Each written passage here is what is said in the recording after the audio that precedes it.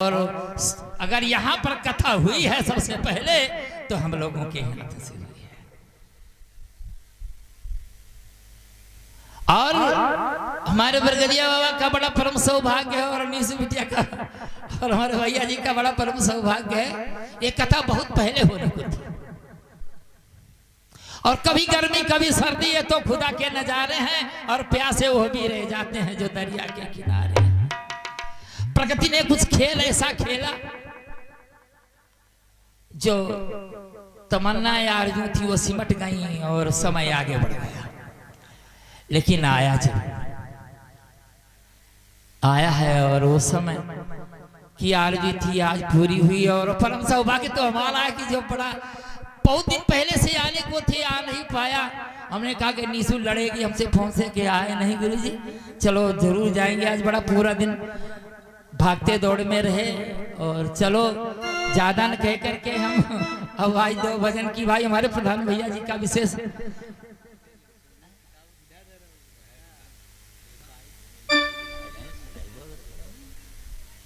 लीजिए। भाई निर्गुण भजन की मांग की है और भजन सीधे निर्गुण भजन पर आते हैं। और भजन ये उस समय का है कि संसार जो है कि बाबा कबीर साहब ने लोगों की कहावत है कि बाबा कबीर साहब की बाणी उल्टा है, उनकी कथनी उल्टी है। लेकिन मैं तो यही कहूंगा लोगों के भाव उल्टे हैं, समझते नहीं है। क्योंकि उन्होंने हमें और तुम्हें ही ईश्वर बताया है। हमारे और तुम्हारे में जो बैठा है वही ईश्वर है, वही बोलता है, वही शब्द ही ईश्वर है। ईश्वर संधि विच्छेद कीजिए, ईश्वर ये आवाज ही ईश्वर है। फूल को सभी ने देखा है, बताए फूल में खुशबू है तो कहां पे है? खुशबू है, सभी सूंघते हैं, अरे बढ़िया आ रही खुशबू, वाह आनंददायक गुलाब का फूल है, बेला का फूल है। लेकिन यह जानिए कि खुशबू एक कहाँ छिपी है पुष्प में। ऐसे ही ईश्वर तुम्हारे हमारे शरीर में छिपा है, हमें तुम्हें ढूंढने की जरूरत है। और ये हमारा और तुम्हारा जो शरीर बनाया है ईश्वर ने, ये तो बगीचा है। आज चमन है, आज खिला है, कल उजड़ जाएगा।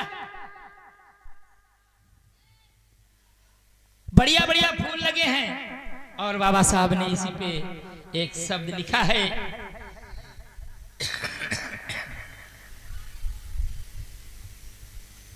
चलो आते हैं।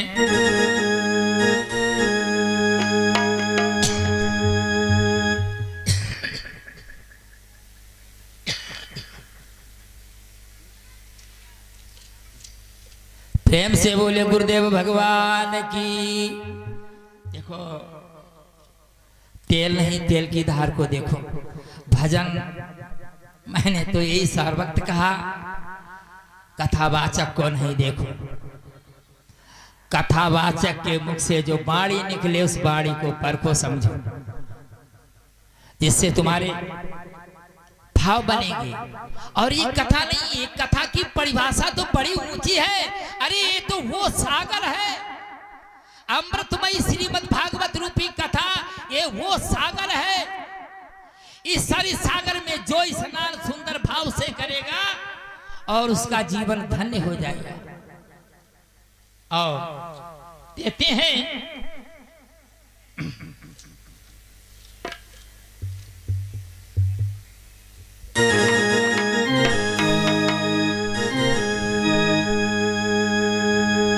कबीर कहा गर्भिए ये ऊंचे देखिए बास, काली पर भूलो टला तेरे ऊपर जा मई घास। एक दिन मिट्टी का खिलौना है, मिट्टी में मिल जाएगा तेरे ऊपर। कभी एक बार कपिल मुनि 8 वर्ष की अवस्था में बैठे हैं, कुशासन लगा है, 88,000 ऋषि चारों तरफ बैठे हैं, उनमें चारों वेद भी बैठे हैं। वेद कौन है? सनक, सनंदन, सनातन और सनत कुमार। ब्रह्मा के सबसे बड़े पुत्र सनकादिक नाम कहते हैं। ब्रह्मा के सबसे बड़े पुत्र जिनको चारों वेद कहा गया है वो भी बैठे हैं। 8 वर्ष की आयु का बालक रूप में भगवान कपिल बैठे हैं। और तब तक उनकी मैया आई, थाली लिए, थाली लेकर के मैया आई, आरती ली, पहले अपने पुत्र के ऊपर जल छिड़का। 88,000 ऋषि बैठे हैं। 8 वर्ष की उम्र का दिखने वाला बालक कपिल मुनि आज कुशासन पर बैठा है। 88,000 ऋषियों ने चारों तरफ से घेर रखा है। और आ गई मैया। मां ने पहले अपने बेटे के ऊपर जल छिड़का, चंदन उठाया, पुत्र को लगाया, आरती जलाई। और जब बेटे के ऊपर आरती उतारने लगी तो आज कपिल मुनि कहने लगे, ए मैया, ये आज उल्टी गंगा कहां से बहा रही? जो तुम कर रही हो वो तो मुझे पहले हमें करना चाहिए, तुम कैसे कर रही? मैया बोली, ए प्रभु, पुत्र नहीं कहा, ए प्रभु, हमसे तो बड़ी गलती हो गई। जो मैं आज कर रही हूं मुझसे बड़ी भूल हो गई, ये तो मुझे बहुत पहले ही कर देना चाहिए था। बोले बताओ मैया, तुम्हारे अंदर क्या भाव है, क्या पूछना चाहती हो? मां ने पूछा, ऐ प्रभु बताइए शरीर की गति क्या है? देखिए मैं वहीं पर भजन पे आ रहा हूं, मेरी लाइन वहीं पर है, किनारा वही है। शरीर की गति क्या है? कपिल बोले, मां, शरीर की गति कोई नहीं है। भस्म कृति भीत मीन संगे। शरीर की गति कोई नहीं है। अगर मनुष्य मर जाता है, उठा करके जला दीजिए, मिट्टी पर राख है, हवा में उड़ करके चली जाएगी, कोई गति नहीं है। अगर मिट्टी में गाड़ दिया, सड़ जाएंगे, गल जाएगी, वो भी मिट्टी की मिट्टी में मिल जाएगी, फिर भी शरीर को गति नहीं मिली। और कहीं उठा करके बाहर जंगल में फेंक दिया, जंगली जानवर खा जाएंगे, विष्ठा कर देंगे शरीर को, वो भी गति नहीं मिली। और फिर बताओ भैया, ये शरीर फिर कैसा तुम्हारा? अगर ये नकली चमन नहीं हुआ तो फिर क्या हुआ?